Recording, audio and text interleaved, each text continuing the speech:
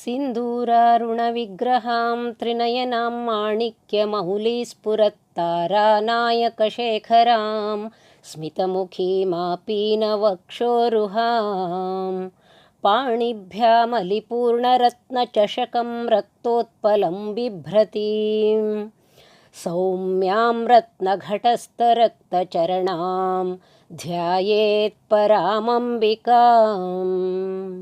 ಸಿಂಧೂರಾರುಣ ವಿಗ್ರಹಾಂ ತ್ರಿನಯನಾಂ ಅನ್ನುವಂಥ ಧ್ಯಾನ ಶ್ಲೋಕದಿಂದ ಆ ತಾಯಿಯ ರೂಪವನ್ನು ಮುಗ್ಧ ಮಗುವಾಗಿ ಗ್ರಹಿಸಿ, ಆ ನನ್ನ ತಾಯಿಯೇ ಮಗುವಾದ ನನಗೆ ಸರ್ವಸ್ವ ಅನ್ನುವಂತಹ ಗಾಢ ಪ್ರೀತಿಯಿಂದ ಹತ್ತಿರ ಕುಳಿತು ಉಪಾಸನಾ ಭಾವದಲ್ಲಿ ಅಮ್ಮ ಶ್ರೀಮಾತಾ ಅನ್ನೋದಾಗಿ ಕರೆದು ಮೊರೆದು ಪ್ರಾರ್ಥಿಸಿ, ಈ ಸಹಸ್ರನಾಮಗಳಲ್ಲಿ ಆ ಮಾತೆಯ ಒಂದೊಂದು ನಾಮದ ವೈಭವವನ್ನು ಮಹಿಮೆಯನ್ನು ಇಲ್ಲಿ ತನಕ ನಾವು ಅನುಸಂಧಾನ ಮಾಡ್ತಾ ಬಂದ್ವಿ. ಈ ನಾಮಗಳಲ್ಲಿ ನಮ್ಮ ಎದುರಿನ ತಾಯಿಯ ರೂಪ ಮತ್ತು ನಾಮಗಳು ಒಂದೊಂದಾಗಿ ಸರಿದಂತೆ ನಮ್ಮೆದೆಯೊಳಗೆ ಆ ಚೈತನ್ಯ ಭಗವತಿ ನೆಲೆಯಾಗಿದ್ದಿದ್ದು ನಮಗೆ ಅರಿವಾಯಿತು ಅಲ್ವಾ.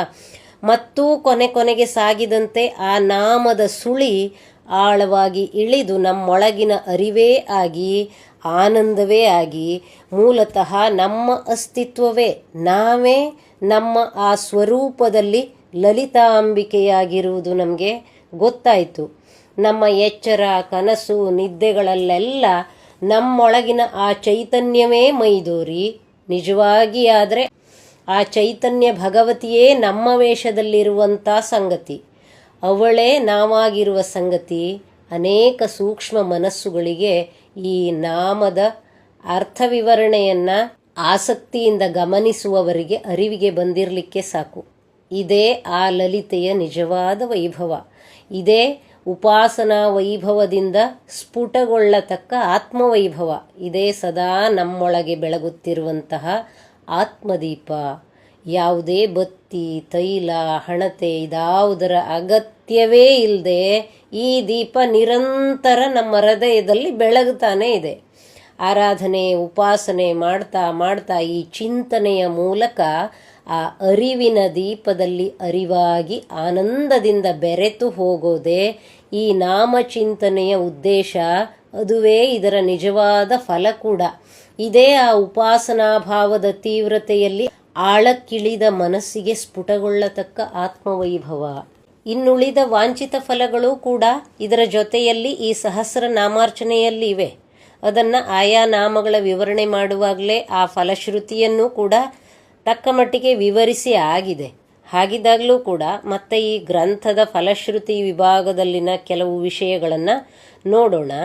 ಸಂಸಾರದಲ್ಲಿದ್ದೇ ಈ ಸಹಸ್ರನಾಮ ಪಠನೆಯಿಂದ ಇದರ ಅನುಸಂಧಾನದಿಂದ ಭೋಗ ಮೋಕ್ಷ ಎರಡನ್ನೂ ಕೂಡ ಪಾಠಕನಿಗೆ ಕೊಟ್ಟು ಕಾಪಾಡುವಂಥ ಮಹತ್ವದ ನಾಮಗಳು ಇವು ಅಂತ ಒಂದು ಶ್ಲೋಕ ಇದನ್ನು ಸ್ಫುಟಗೊಳಿಸುತ್ತೆ.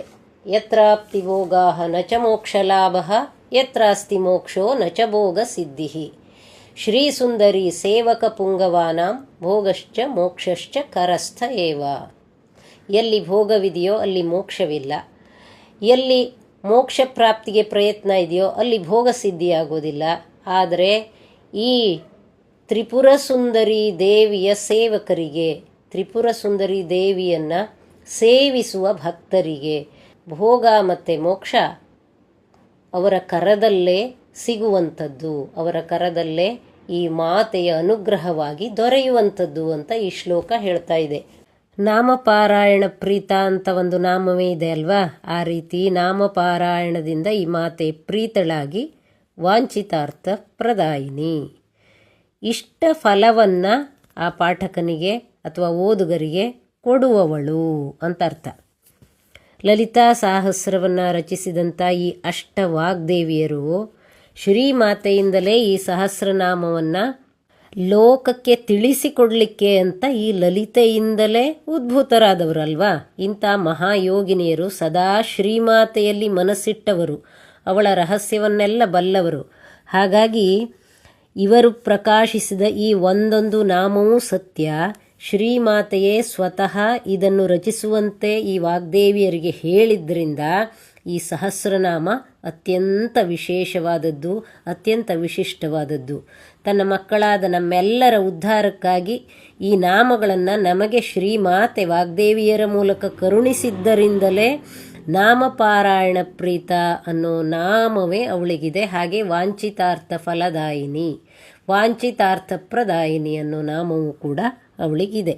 ಹಾಗೆ ಸರ್ವಾಪಮೃತ್ಯು ಶಮನಂ ಕಾಲಮೃತ್ಯು ನಿವಾರಣಂ ಸರ್ವಜರಾರ್ತಿ ಶಮನಂ ದೀರ್ಘಾಯುಷ್ಯ ಪ್ರದಾಯಕಂ. ಈ ಲಲಿತಾ ಸಹಸ್ರನಾಮಗಳನ್ನು ಯಾರು ಭಕ್ತಿಯಿಂದ ಪಠಿಸ್ತಾರೋ ಅವರಿಗೆ ಸಮಸ್ತ ಅಕಾಲ ಮರಣಗಳನ್ನು ಹೋಗಲಾಡಿಸಿ ಕಾಲಮೃತ್ಯುವನ್ನೂ ಕೂಡ ನಿವಾರಣೆ ಮಾಡಿ ಸರ್ವ ಜ್ವರಗಳನ್ನು ಸರ್ವ ಚಿಂತೆಗಳನ್ನು ಪ್ರಶಮನ ಮಾಡಿ ಈ ಜಗನ್ಮಾತೆ ದೀರ್ಘಾಯುಷ್ಯವನ್ನು ಕರುಣಿಸ್ತಾಳೆ ಅಂತ ಈ ಶ್ಲೋಕದ ಅರ್ಥ. ಇನ್ನೊಂದು ಶ್ಲೋಕ ಇದೆ, ಅನೇನ ಸದೃಶಂ ಸ್ತೋತ್ರಂ ನ ಭೂತೋ ನ ಭವಿಷ್ಯತಿ ಸರ್ವರೋಗ ಪ್ರಶಮನಂ ಸರ್ವಸಂಪತ್ ಪ್ರವರ್ಧನಂ. ಈ ಲಲಿತಾ ಸ್ತೋತ್ರಕ್ಕೆ ಸಮಾನವಾದ ಮಹಿಮೆಯುಳ್ಳಂಥ ಸ್ತೋತ್ರ ಈ ಲೋಕದಲ್ಲೇ ಮತ್ತೊಂದಿಲ್ಲ. ಇದನ್ನು ಭಕ್ತಿ ಶ್ರದ್ಧೆಯಿಂದ ಪಾರಾಯಣ ಮಾಡಿದ ಭಕ್ತರಿಗೆ ಎಲ್ಲ ರೀತಿಯ ರೋಗಗಳು ಮತ್ತು ಅಜ್ಞಾನ ಸಂಬಂಧವಾದ ಮಾಯಾ ಸಂಬಂಧವಾದ ರೋಗಗಳು, ಅಂದರೆ ನಮ್ಮ ಅಜ್ಞಾನದ ಕತ್ತಲು ಅಂತ ನಾವೇನು ಹೇಳ್ತೀವಿ, ಮನಸ್ಸಿಗೆ ಅಂಟಿಕೊಂಡಿರುವಂಥ ದೌರ್ಬಲ್ಯ ಕಲ್ಮಶಗಳು, ಇದನ್ನು ಇಲ್ಲಿ ಅವಿದ್ಯಾ ಸಂಬಂಧವಾದ ರೋಗ ಅಂತ ಕರಿತಾ ಇದ್ದಾರೆ. ಈ ಎಲ್ಲ ಅಜ್ಞಾನ ಮಾಯೆ ಎಲ್ಲ ರೀತಿಯ ರೋಗಗಳು ಕೂಡ ನಶಿಸಿ, ಅಂದರೆ ಜ್ಞಾನದಿಂದ ಈ ಎಲ್ಲ ಕತ್ತಲೂ ಕೂಡ ಕಳೆದು ಸರ್ವ ಸಂಪತ್ತು ಬದುಕಲಿಕ್ಕೆ ಅತ್ಯಗತ್ಯವಾದಂಥ ಎಲ್ಲ ಸಂಪತ್ತು ಕೂಡ ಲಭಿಸ್ತದೆ. ಶ್ರೀಮಾತೆಯ ಅನುಗ್ರಹದಿಂದ ಆ ಭಕ್ತ ಅಜ್ಞಾನವನ್ನು ಕಳೆದುಕೊಂಡು ಜ್ಞಾನವನ್ನು ಪಡೆದು ಮತ್ತು ಜೀವನಕ್ಕೆ ಅತ್ಯಗತ್ಯವಾದಂಥ ಎಲ್ಲ ಸಂಪತ್ತನ್ನೂ ಕೂಡ ಈ ಮಾತೆ ಅನುಗ್ರಹಿಸ್ತಾಳೆ ಅಂತ ಈ ಶ್ಲೋಕ ಹೇಳ್ತಾ ಇರುವಂಥದ್ದು. ಹಾಗಾಗಿ ಭಕ್ತಿ ಶ್ರದ್ಧೆಯಿಂದ ಪಠನ ಮಾಡುವಂಥ ಲಲಿತಾ ಸಹಸ್ರಕ್ಕೆ ಎಷ್ಟೊಂದು ಫಲಗಳಿವೆ ಅಂತ ನೋಡಿ. ತಸ್ಮೈ ಪ್ರೀಣಾತಿ ಲಲಿತಾ ಸ್ವಸಾಮ್ರಾಜ್ಯಂ ಪ್ರಯಚ್ಛತಿ ನ ತಸ್ಯ ದುರ್ಲಭಂ ವಸ್ತು ತ್ರಿಷು ಲೋಕೇಶು ವಿದ್ಯತೆ. ಈ ಸಹಸ್ರನಾಮವನ್ನು ಭಕ್ತಿಪೂರ್ವಕವಾಗಿ ಪಠನೆ ಮಾಡಿ ವೇದಜ್ಞ ಬ್ರಾಹ್ಮಣರನ್ನು ಪೂಜಿಸಿ ಭೋಜನ ಮಾಡಿಸಿದವರೇನಿದ್ದಾರೆ ಅಂಥವರಿಗೆ ಯಾವ ವಸ್ತುವು ಈ ಪ್ರಪಂಚದಲ್ಲಿ ದುರ್ಲಭ ಅಲ್ಲ.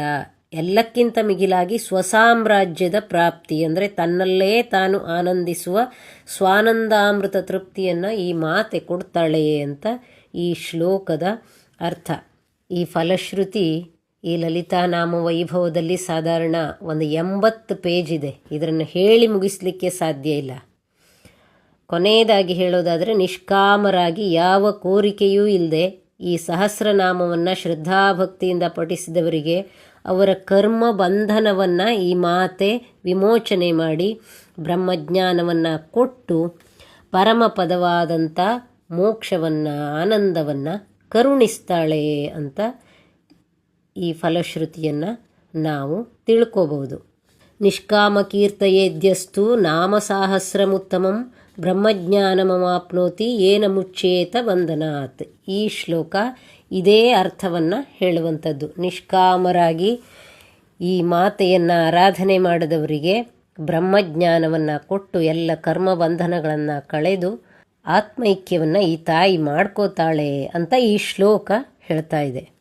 ಇನ್ನು ಈ ಲಲಿತಾ ಸಹಸ್ರನಾಮದ ಸಂಚಿಕೆಯ ಕುರಿತು ಕೊನೆಯ ಮಾತು ಅಂತಂದರೆ, ಶ್ರೀಮಾತೆಯ ಮಹಿಮೆಯನ್ನು ಸಾಧಾರಣ 1 ವರ್ಷ 4 ತಿಂಗಳುಗಳ ಕಾಲ ನಾವು ಅರ್ಥವಿವರಣೆಯ ಮೂಲಕ ನೋಡಿ ಆಯಿತು, ಅನುಸಂಧಾನ ಮಾಡಿ ಆಯಿತು. ಶ್ರೀಮಾತೆಯ ಕೃಪೆಯಿಂದ ಇದು ನನ್ನಿಂದ ಸಾಧ್ಯವಾಯಿತು. ಹಾಗಾಗಿ ನಿಮಿತ್ತ ಮಾತ್ರವಾಗಿ ಆ ತಾಯಿಯನ್ನು ಅನುಸಂಧಾನ ಮಾಡಿಕೊಂಡು ಸ್ವಲ್ಪ ಮಟ್ಟಿನ ಅಧ್ಯಯನವನ್ನು ಕೂಡ ಮಾಡಿಕೊಂಡು ನಾನು ಈ ಸಹಸ್ರನಾಮವನ್ನು ನಿಮ್ಮೆದುರಿಗೆ ಈ ರೀತಿ ತೆರೆದಿಡಲಿಕ್ಕೆ ಸಾಧ್ಯ ಆಯಿತು.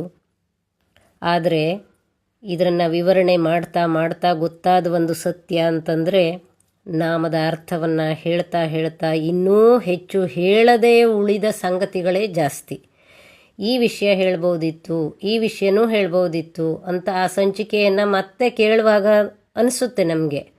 ಹಾಗಾಗಿ ಹೇಳಿದ ವಿಷಯಕ್ಕಿಂತ ಉಳಿದ ವಿಷಯಗಳೇ ಜಾಸ್ತಿ.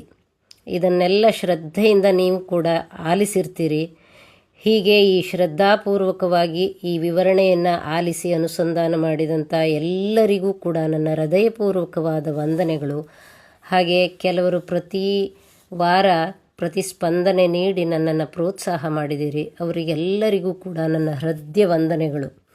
ಹಾಗೆ ಈ ಎಲ್ಲ ಸಂಚಿಕೆಗಳನ್ನು ಶ್ರದ್ಧೆಯಿಂದ ವ್ಯವಸ್ಥಿತವಾಗಿ ಎಡಿಟ್ ಮಾಡಿ ತಮ್ಮ ಮುಂದಿಟ್ಟ ಶಿಲ್ಪಾ ಹೆಗಡೆ ಇವರಿಗೆ ನನ್ನ ಹೃತ್ಪೂರ್ವಕ ವಂದನೆಗಳು ಮತ್ತು ಅಭಿನಂದನೆಗಳು. ಶ್ರೀಮಾತೆ ಇವರಿಗೆ, ಇವರ ಕುಟುಂಬಕ್ಕೆ ಸಕಲ ಶ್ರೇಯಸ್ಸನ್ನುಂಟು ಮಾಡಲಿ ಅಂತ ಜಗನ್ಮಾತೆಯಲ್ಲಿ ಪ್ರಾರ್ಥನೆ ಮಾಡ್ತೇನೆ. ಹಾಗೆ ಈ ನಾಮಾನುಚಿಂತನೆಗೆ ನಾನು ಆಧರಿಸಿದ ಗ್ರಂಥಗಳು ಅಂತಂದರೆ ಶ್ರೀ ಲಲಿತಾ ನಾಮ ವೈಭವ, ಇದು ವಿದ್ವಾನ್ ಶ್ರೀ ಗಣೇಶ್ ಭಟ್ ಹೋಬಳಿಯವರು ಬರೆದಂಥ ಅತ್ಯಮೂಲ್ಯ ವಿವರಗಳುಳ್ಳ ಗ್ರಂಥ. ಹಾಗೆ ಶ್ರೀಮತಿ ಲಲಿತಾ ಶಾಸ್ತ್ರಿ ಕನ್ನಡಕ್ಕೆ ಅನುವಾದಿಸಿದ ಭಾವಪೂರ್ಣ ಭಾಷ್ಯ, ಇದು ಶ್ರೀ ಲಲಿತಾ ಸಹಸ್ರನಾಮ ಸ್ತೋತ್ರ ಸಾರಸರ್ವಸ್ವ.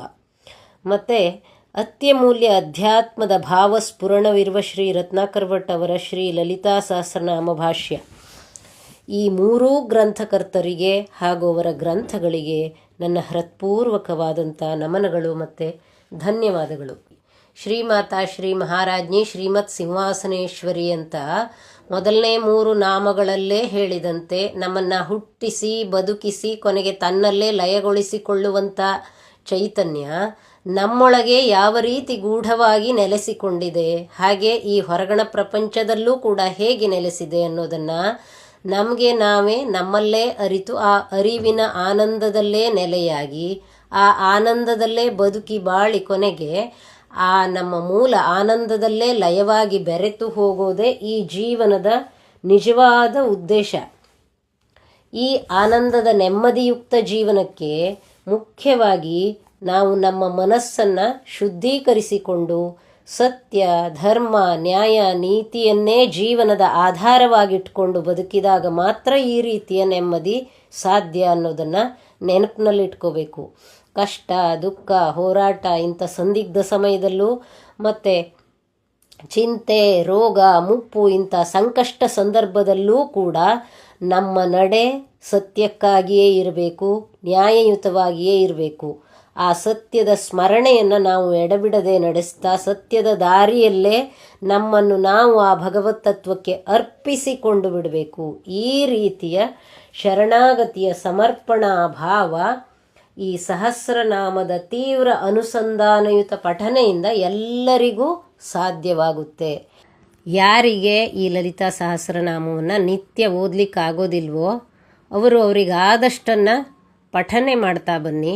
ಅಂದರೆ 1 ನಾಮವೋ 4 ನಾಮವೋ 10 ನಾಮವೋ ಎಷ್ಟಾಯಿತು ಅಷ್ಟು ಶ್ರದ್ಧೆಯಿಂದ ಪಠನೆ ಮಾಡ್ತಾ ಬನ್ನಿ. ಅದೂ ಆಗೋದಿಲ್ಲ ಅಂತನ್ನೋರಿಗೆ ಭಗವತ್ಪಾದ ಶಂಕರರು ರಚಿಸಿದಂತಹ ಅತ್ಯದ್ಭುತ ಸ್ತೋತ್ರ ಶ್ರೀ ಲಲಿತಾ ಪ್ರಾತಸ್ಮರಣಂ ಅನ್ನೋ ಸ್ತೋತ್ರವನ್ನು ಶ್ರೀಮತಿ ವಸುಧಾ ಶರ್ಮಾ ಅವರು ಹಾಡಿದ್ದಾರೆ, ತುಂಬ ಚೆನ್ನಾಗಿ ಹಾಡಿದ್ದಾರೆ.